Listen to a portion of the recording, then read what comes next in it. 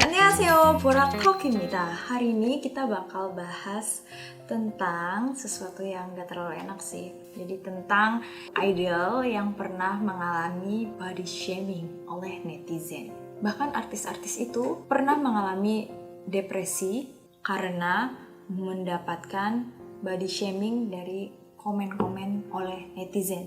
Yang pertama adalah Jihyo Twice. Twice itu terbentuk dari acara 16. Jadi di situ kayak mengumpulkan beberapa cewek untuk menjadi sebuah girl group. Nah, jadi selama di 16 itu, Jihyo itu memiliki postur tubuh yang terbilang gemuk. Jadi dia sangat chubby dan badannya agak gemuk dibandingkan dengan member-member yang lainnya. Karena itu dia mendapat body shaming dari jurinya. Dia bilang, kamu gak bisa debut kalau kamu gemuk. Bahkan jurinya pernah bilang kalau dia tidak berbakat karena mengatur tubuhnya supaya kurus itu juga adalah salah satu bakat.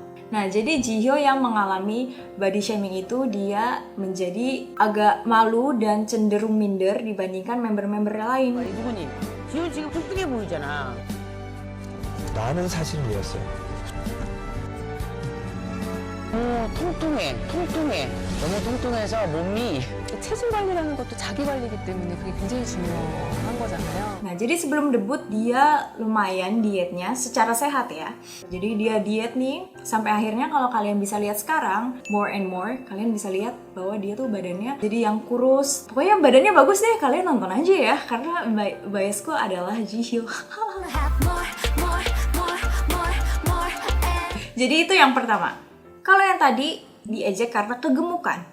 Yang kedua ini diejek karena dia kekurusan. Sumpah gue gak ngerti sama netizen, gendut salah, kurus salah, terus maunya apa? Jadi yang mengalami body shaming yang kedua ini adalah Yuna Sonyushide atau Girls' Generation. Kalau kalian lihat dari zaman dia debut,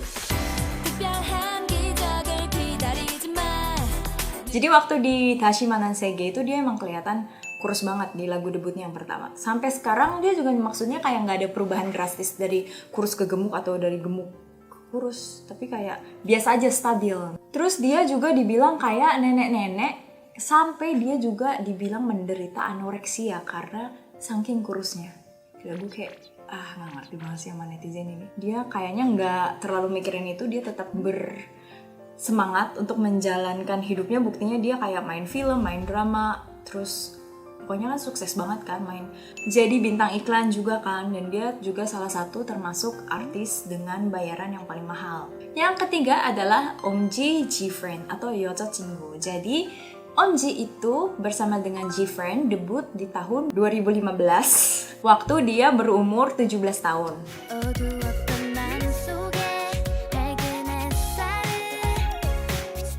Kalau kita lihat foto debutnya seperti ini, dia terlihat agak chubby, postur tubuhnya itu nggak terlalu kurus dibandingin sama member-member yang lain.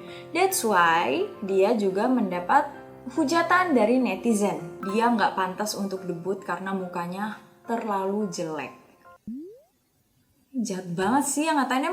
Emang muka yang ngatain tuh secakap apa sih? Coba gue lihat fotonya deh, kayak palanya juga kentang ya nggak sih? Tapi dia akhirnya sukses untuk membungkam para netizen dengan cara diet. Dietnya juga sehat, makan makanan yang sehat dan juga berolahraga. Sekarang kalau kita bisa lihat begini. Dari begini sampai begini. Sangat menjadi lebih kurus dan juga bertambahnya waktu. Selesai itu lemak di pipi semakin dewasa itu bisa semakin hilang, dengan natural juga bisa, tapi dengan diet itu pun bisa. Sekarang tuh dia dipuji-puji. Ya ampun, kamu udah jadi cantik ya sekarang. Emang dulu gak cantik? Yang keempat itu adalah Chaeryeong Ichi. Jadi dia mirip case-nya sama si Omji. Dia dibilang postur mukanya itu gak kayak K-pop idol. Dibilang dia terlalu jelek untuk debut. Bahkan haters juga pernah menghapus, jadi kayak nge-crop fotonya si Chaeryeong dari member ITZY. Jadi sisanya member ITZY-nya tanpa dia itu difoto. Terus komennya, inilah harusnya ITZY yang sesungguhnya. Karena hal tersebut, ibu Chaeryeong itu sampai nggak tega kan anaknya dibully kayak gitu terus. Jadi si ibunya tuh kayak nulis surat.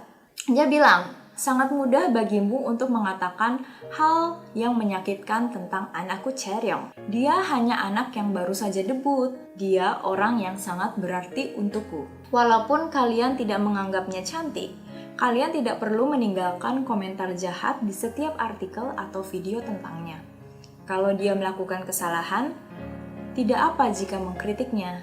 Namun kalian hanya mengkritik muka seorang anak umur 19 tahun. Padahal, setiap orang punya sisi menarik. Sangat sakit rasanya melihat putriku tersayang dihina karena wajahnya. Chaeryeong anak yang baik dan sopan. Tolong jaga dia. Kalian tidak perlu ngefans atau suka dengan dia, tapi tolong jangan menyakitinya. Ya sih, kayak netizen tuh emang biasanya cuman berani ngomong di media sosial, jadi kayak komen aja. Tapi kalau sejujurnya langsung ketemu nih, tatap muka, emang dia berani ngatain? Menurut gue sih 100% nggak berani. 구독, 좋아요, 댓글, 알림 설정까지 부탁드립니다. Yang kelima ada beberapa member BTS. Ada Jimin sama RM. Kalau kasusnya Jimin itu dianggap dia tidak layak untuk jadi member boyband karena dia terlalu chubby. Atau kalian nonton video yang ini, perubahan dia dari yang gemuk menjadi kurus banget itu. Nah, jadi awal-awalnya itu dia dihujat karena dia gemuk gitu. Jadi kemudian dia dietnya nggak sehat, jangan diikutin. Jadi kurus bahkan sampai mempunyai abs gitu. Nah sekarang terbukti kan dia udah berotot jadi mantap. Jadi netizen yang kemarin ngatain dia itu mungkin malah jadi ARMY, siapa tahu ya. Nah, kalau member yang kedua itu ada si RM. Itu dia dibilang mukanya sama netizen tuh jelek banget dan nggak pantas jadi K-pop idol. K-pop idol itu kayak dibilang harus ganteng, harus putih, harus ya pokoknya yang visualnya luar biasa, terpampang nyata gitu kan. Tapi RM ini dibilang terlalu jelek dan nggak cocok karena dia tidak mengikuti visual K-pop idol lain. Nah, tapi si RM kayak nggak peduli gitu, dia malah membalas hujatan netizen itu dengan karyanya. Dan terbukti sekarang BTS menjadi salah satu boyband yang dikenal di seluruh dunia.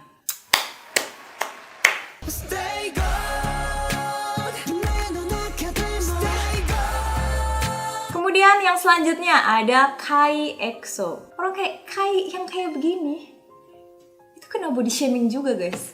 Gue gak ngerti maksudnya netizen tuh apa.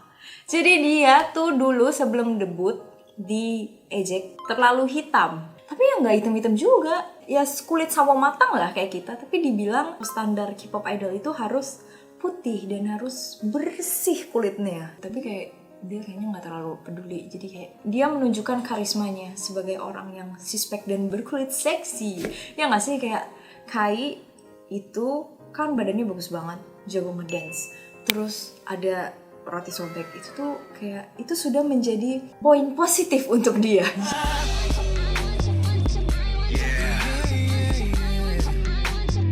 Selanjutnya ada Soryeon AOA. Jadi dulu dia itu dianggap kulitnya juga sama seperti Kai, jadi kayak agak dark dibandingin idol Korea yang lainnya, dan juga dia gemuk. Jadi dia dulu seperti ini. Kamu gendut, kamu jerawatan, kamu hitam, kamu gak pantas jadi K-pop idol. Kayak gitu katanya netizen-netizen. Kemudian dia mulailah untuk berdiet, terus untuk ngatur makanannya. Aku lihat juga dia sempat posting di IG kalau misalkan dia diet tapi makanannya sehat-sehat banget. Jadi kayak makan tomat, terus makan selada, makan dada ayam itu. Jadi dia berubah, kemudian dia diet menjadi seperti ini.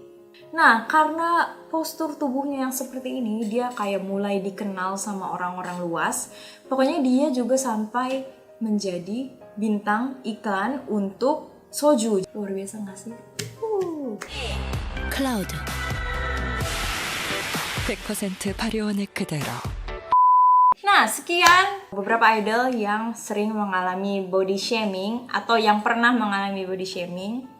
Pesan dari aku adalah, teman-teman, jangan melakukan body shaming. Misalnya, kamu ngelihat dia jerawatan dikit, terus kamu komen, ih kok jerawatan banget sih? Kok kamu nggak pergi ke dokter ya? Atau misalkan kalau ada orang gemuk, terus kamu bilang, diet dong, kamu nih gendut banget. Please, jangan. Kalau misalkan aku jerawatan, terus ada yang bilang, jerawatnya salfok. Aduh, ini jerawatannya kok gini banget sih? Aku juga udah tahu sebelumnya ya, emang aku jerawat, terus ya udah nggak usah dibilang lagi gitu loh. Walaupun maksud kalian baik, kayak better nggak usah deh, karena ya orang itu pasti sedang berjuang tanpa kalian tahu, jadi tahan aja deh. Oh, ada pesan lagi dari aku, kalau misalkan kalian nggak berani ngomong secara langsung ke orang itu, mendingan kamu jangan ngomong walaupun di sosial media. Jadi intinya gitu ya, kalau nggak berani langsung ya udah nggak usah nulis secara nggak langsung juga. Oke, teman-teman. Sampai di situ aja perjumpaan hari ini, dan jangan lupa untuk 좋아요, 구독, 댓글, dan alem saja supaya aku semakin semangat untuk membuat konten-konten Borak Talk yang lainnya. 다음에 봐요. 안녕.